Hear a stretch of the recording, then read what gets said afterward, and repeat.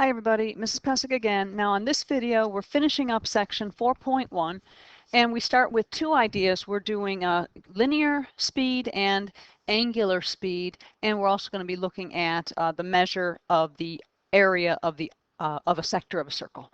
But let's start with linear speed.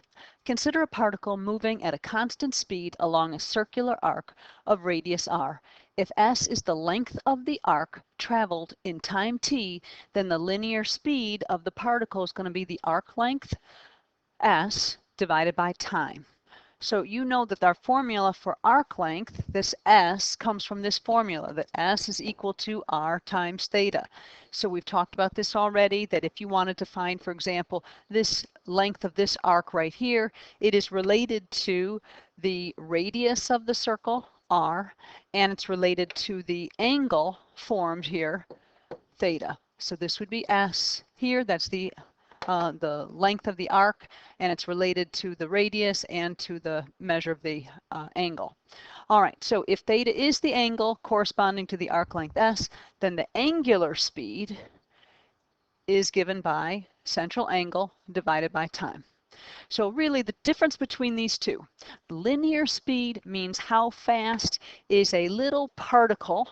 So let's say we had some kind of little bug right here, and the bug is going to be marching along the circle. We're wondering how fast does that bug march around the circle? And that can be given in terms of like miles per hour, feet per second, that kind of thing.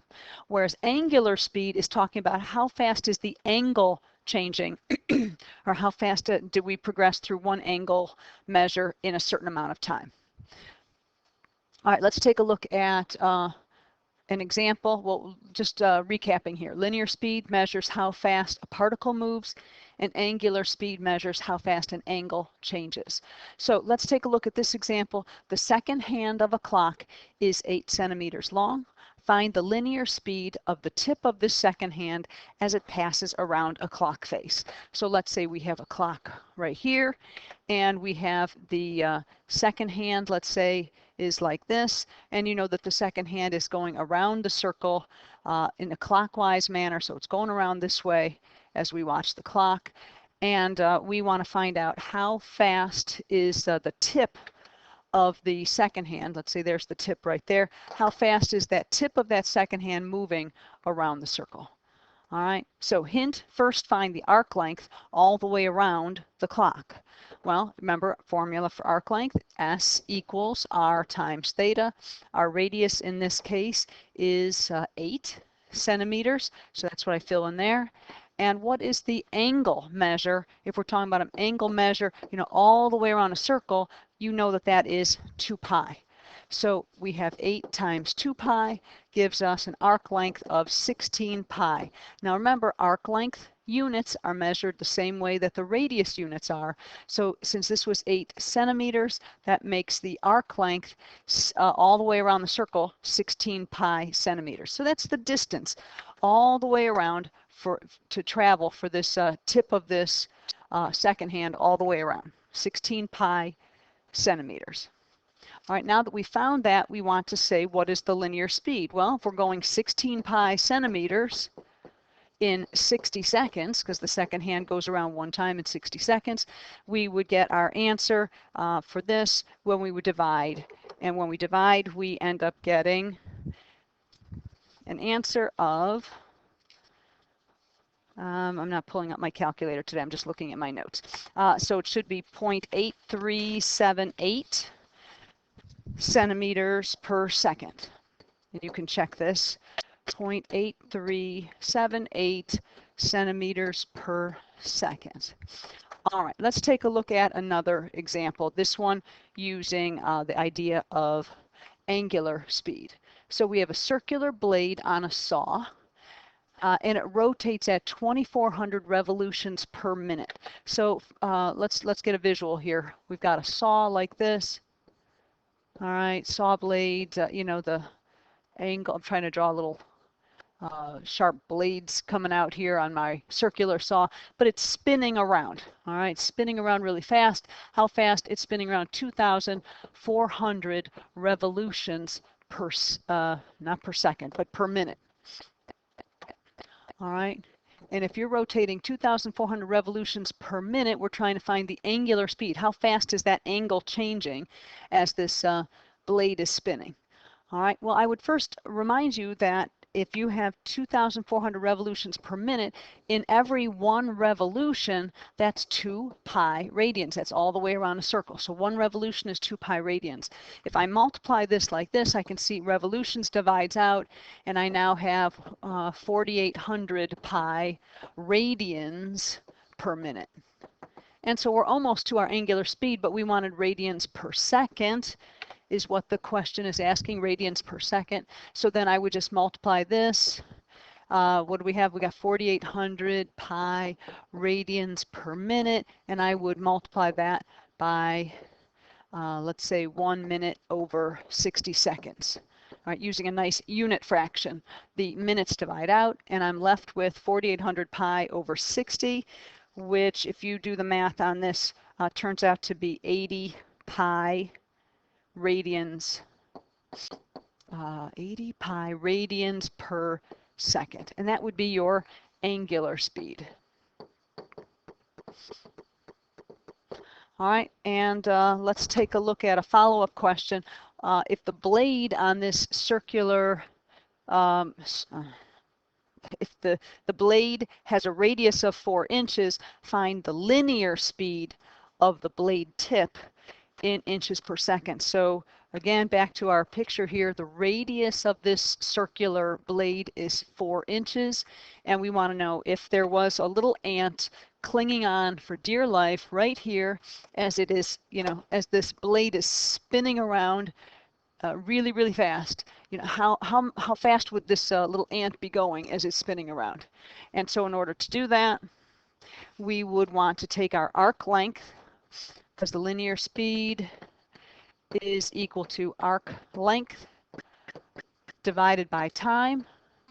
And so the arc length we already calculated, and that was the 4,800 no, let's see, we didn't calculate arc length yet. My apologies. Remember, the formula is S equals R times theta. The radius is 4 for this blade, right? That was given to us. Radius is 4, and the angle that it's traversing in 1 minute, that we did calculate, and that's 4,800 pi radians. All right, so 4 times 4,800 pi, and we want to say that's all happening in 60 seconds, right? So let me back up so I don't do too much at once. So that means that my arc length S is going to be 4 times 4,800 pi, but then I want my linear speed to be arc length S over time, so over 60 seconds. So that means I want 4 times 4,800 pi divided by 60 to get my linear speed. All right, and when I do that, that turns out to be, and you can check this with your calculator, I get about 1,005.3 inches per second.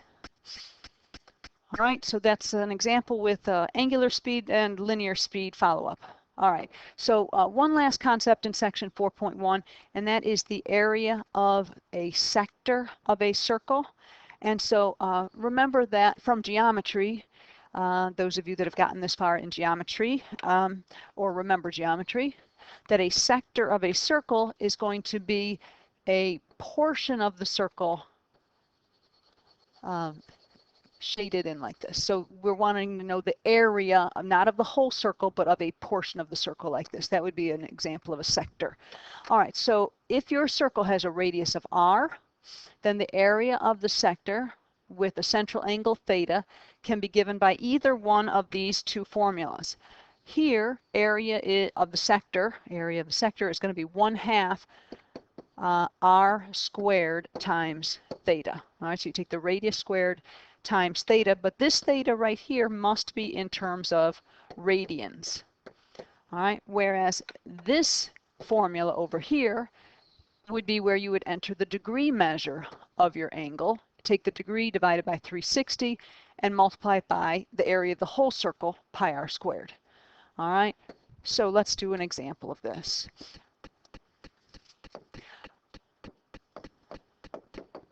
All right, so let's say a sprinkler on a golf course is set to spray water over a distance of 75 feet. So here's the sprinkler. It's spraying water 75 feet out, 75 feet out, and so on. And it does this as it rotates through an angle of 135 degrees. So let's say overall, that means it goes, from here to about here, okay? So that means that we're wondering what is the area of this sprayed zone right here. That's our sector of our circle. And so to do this, we can use either one of these formulas. In this case, let's first try the one over here, which says the area is going to be 1/2. The radius is 75 squared times theta. But wait, we need to have theta in terms of radians for this. So if I have 135 degrees, I'd want to multiply by pi radians over 180 degrees.